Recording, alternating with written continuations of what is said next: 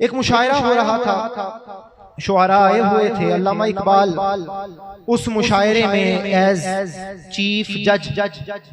شریک تھے۔ ایک شخص نے اعلیٰ حضرت کا کلام پڑھا، وہ کلام سنیے اور ذرا اپنے دلوں کو منور کیجئے۔ اعلیٰ حضرت فرماتے ہیں زہے عزت و اطلاع محمد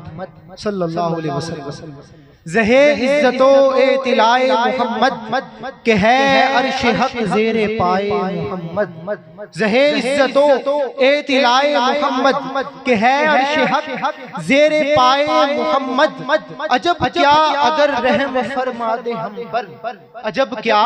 اگر رحم فرما دے ہم پر، خدائے محمد برائے محمد، خدائے محمد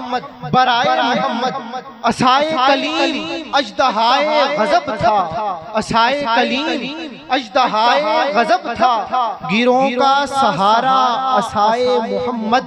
جلوم اجابت خواصی میں رحمت بڑی کس ترک سے دعائے محمد، اجابت نے جھک کر گلے سے لگایا بڑی ناز سے جب دعائے محمد، اجابت کا صحرا، نعرہ تکبیر محبت کے ساتھ، نعرہ تکبیر، نعرہ رسالت، نعرہ رسالت، نعرہ حیدری، نعرہ حیدری، سیدی مرشدی، سیدی مرشدی، غلام ہیں غلام ہیں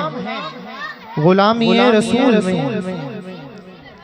عرض یہ کر رہا تھا اس مشاعرے میں اعلیٰ حضرت کا کلام پڑھا جا رہا تھا کہ جلوم اجابت خواصی میں رحمت بڑی کس ترک سے دعائے محمد، اجابت نے جھک کر گلے سے لگایا بڑی ناز سے جب دعائے محمد، اجابت کا صحرا عنایت کا جوڑا، دلہن بن کے نکلی دعائے محمد، رضا پل سے اب وجد کرتے گزریے کہ ہے رب سلم صدائے، کہ ہے رب سلم صدائے محمد۔ مشاعرہ مکمل ہوا، علامہ اقبال مائک پر آئے، آ کر کہنے لگے جس نے یہ کلام پڑھا تھا وہ آج کا ونر ہے، اور ساتھ ہی اقبال کہتے ہیں کہ یہ کلام کسی عام انسان کا کلام نہیں ہے، اور میں بھی ذرا حصہ ڈالنا چاہتا ہوں۔ علامہ اقبال نے دو مصرے کہے، آپ فرمانے لگے کہ تماشا تو دیکھو کہ آتش دوزخ لگائے خدا اور بجھائے محمد، تماشا تو دیکھو کہ آتش دوزخ لگائے خدا اور بجھائے محمد۔ اور وہ سامنے جو جملہ لکھا ہوا ہے کہ اس کے بعد علامہ اقبال نے فرمایا کہ ہندوستان کے دور آخر میں